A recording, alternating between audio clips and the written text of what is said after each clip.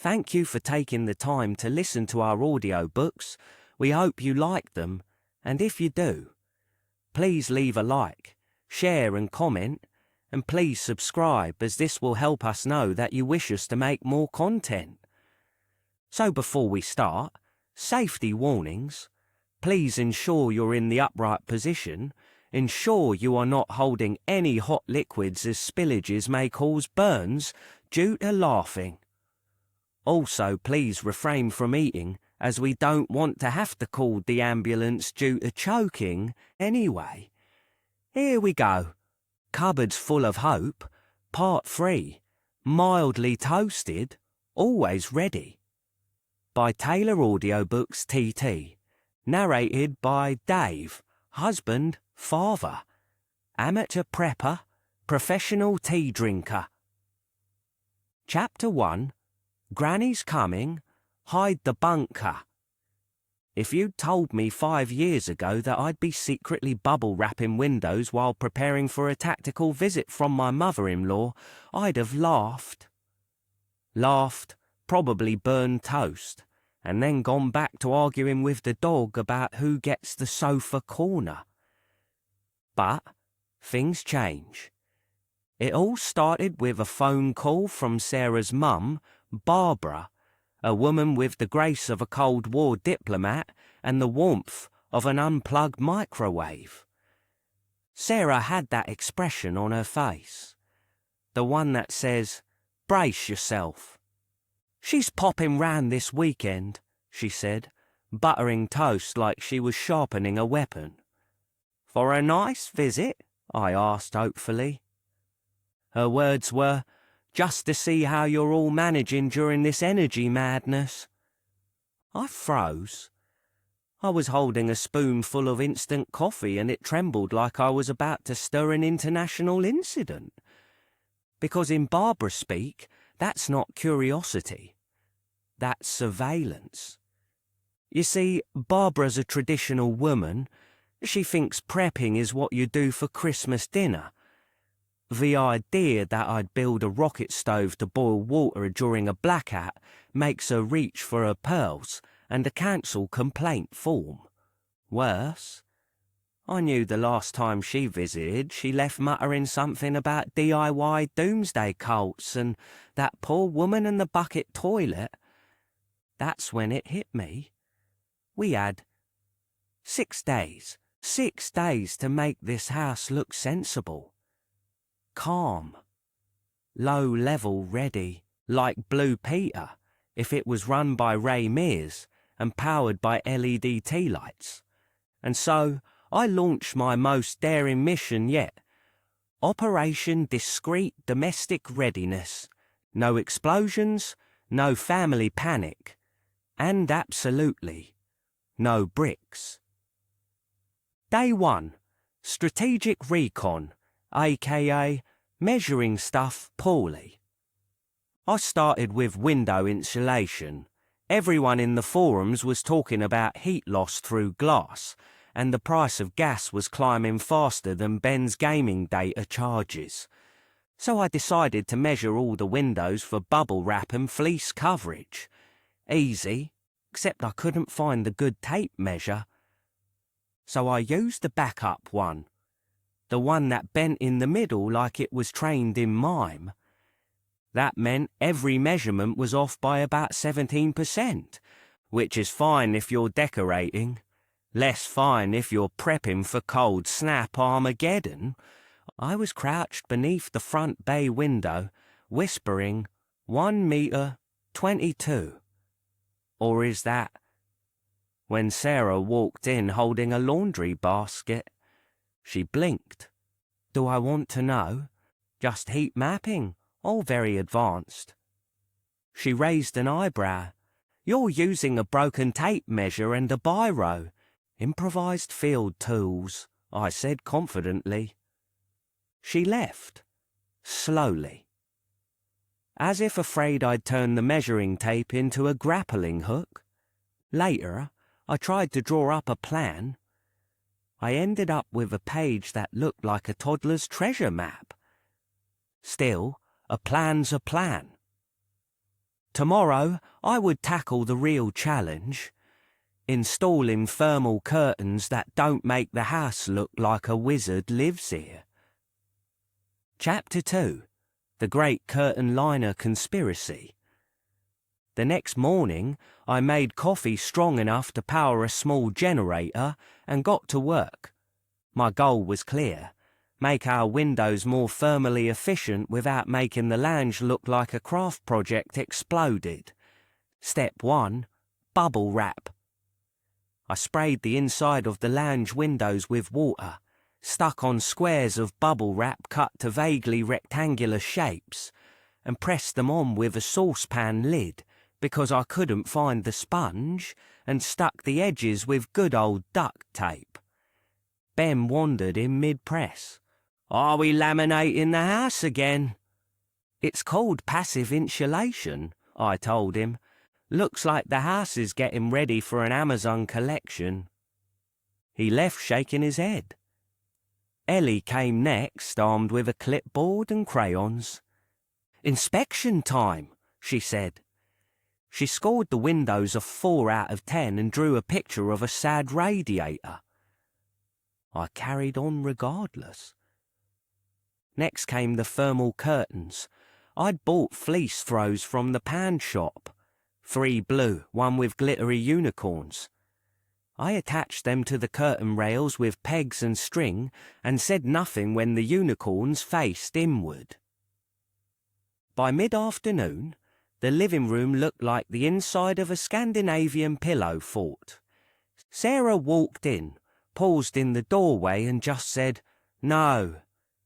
"It's temporary," I said. "It's a fire hazard." "A warm fire hazard," I argued. She shook her head and walked back out muttering about heat stroke and Etsy. Still, it worked. The room held heat better. The thermometer said so. I even sat in the newly insulated corner reading a prepping book called Bugging In Without Bugging Out. It made me feel like a thermal pioneer. Then the cat knocked over the water spray bottle, straight onto the plug socket. A fizz, a spark and 1 blown fuse later, I decided that bubble wrap and electrics were not natural allies. Ellie drew a new inspection sticker and posted it on the curtain.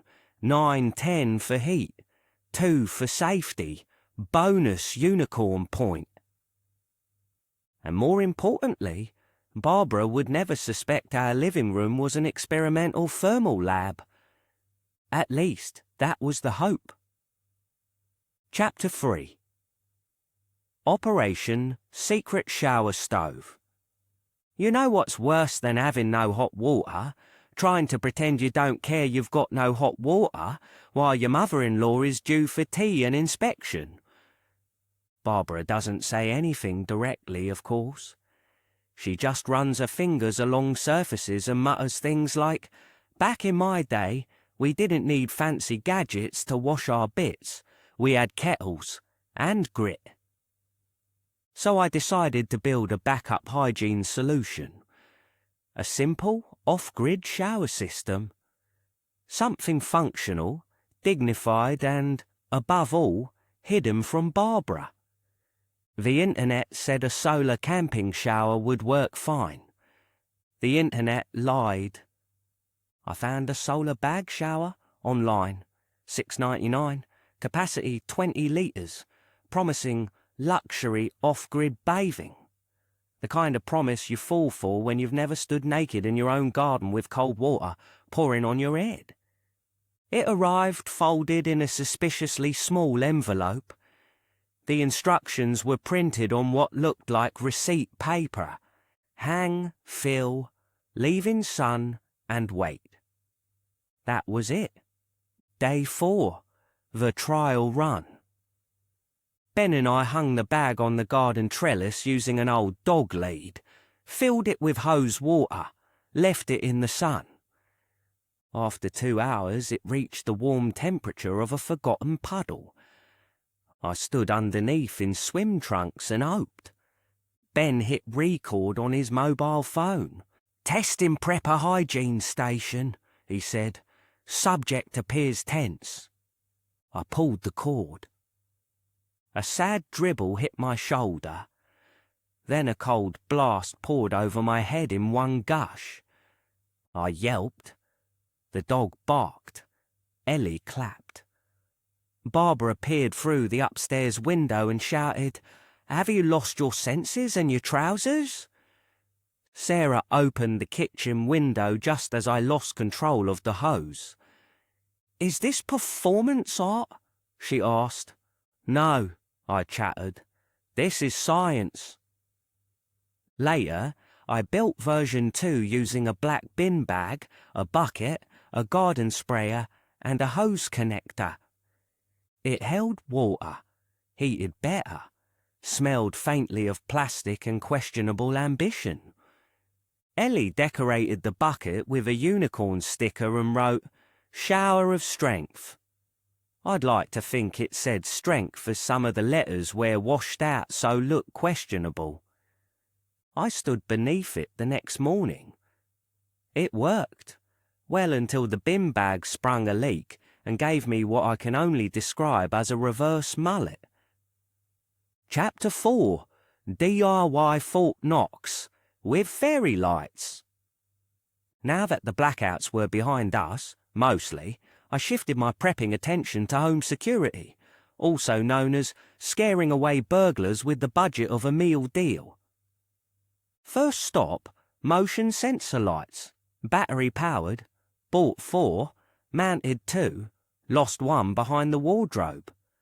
The last one I accidentally set off while testing it in the hallway at 3 a.m. Sarah nearly threw a slipper at me. Barbara emerged from the guest room in her dressing gown, whispering, "Is this what modern men do instead of fighting lions?" Next, door reinforcement. I used an old mop handle to brace the back door. Jake called it medieval, but it wedged in beautifully. Not quite MI5 standard, but it made me feel like Kevin from Home Alone. I even created a decoy alarm using a dead router, a red bike light and a bit of tin foil. It blinked like a budget spaceship. "Why does the alarm blink when I open the fridge?" Sarah asked. "It's location sensitive," I said. "Also, don't unplug it. It's fragile." Ellie made a "Beware of God" unicorn sign. We stuck it on the window. Oddly effective. The postman now leaves parcels at the gate. Barbara observed the system with narrowed eyes. "I suppose that's all clever," she said, in a very eccentric sort of way. Chapter 5. Jam today, survival tomorrow. Next mission, long-term food prepping. Sarah led this charge. She knew jars, labels, and that look on my face when I hold a funnel wrong. We started with apples, loads of them. I chopped while she boiled. Ellie taste tested. Ben wandered through muttering about Victorian kitchens and pasteurisation. We made jam, then chutney, then more jam because I'd misread the sugar ratios and somehow created apple syrup that could strip paint. We labelled the jars using Sarah's label maker. I accidentally named one lung chutney due to a typo. Sarah glared. "Long chutney, it's aged, see," I offered. Barbara opened one and sniffed it like she was diffusing a bomb. "Smells like optimism," she said, with undertones of disaster. We now have 2 shelves of jars with things that may or may not be edible in 2031. Sarah's happy. I'm proud. Ben's still confused. Barbara's watching them like they're unexploded ordnance. Chapter 6. Garden of Eating. Inspired by a YouTube prepper with a mullet and a bucket full of carrots, I decided to turn our garden into a self-sufficient Eden. We planted potatoes in laundry baskets, radishes in plastic milk jugs, herbs in old wellies, a courgette in a broken boot. Ellie grew cress on a sponge and declared it a strategic resource. She now has a clipboard and a Ministry of Lettuce badge. Sarah drew the line at me digging a rainwater trench system. It's a flower bed, Dave, not the Panama Canal. Barbara walked through during peak planting and asked why the tomatoes were growing out of a wheelbarrow. Vertical farming, I told her. She nodded. Saves space. Smart. Bit odd, but smart. The next day, she handed me 3 sprouting onions from the kitchen and muttered, "For your empire." Glad she's joining in. I think.